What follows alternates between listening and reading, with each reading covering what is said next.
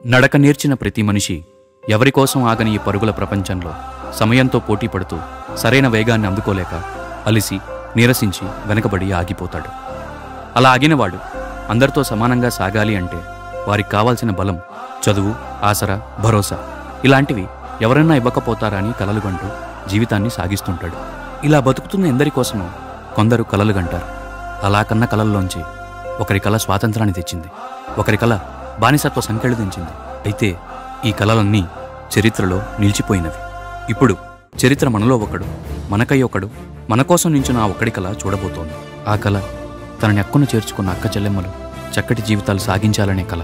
పేదరికంలో ఉన్న పెద్ద మనసు, పెద్ద వయసు ఉన్న అవ్వాతాతలు ఆనందంగా ఉండాలి అనే కల.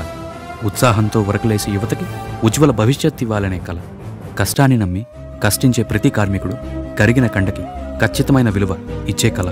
కుగ్రామం నుంచి మహానగరం వరకు పేదరికాన్ని కూకటి వేళ్లతో నిర్మూలించే కల. సభ్య సమాజంలో సమానత్వాన్ని స్థాపించే కల. అన్నదాతకి అండగా నిలిచి ఆంధ్రావనిని అన్నపూర్ణ చేసే కల.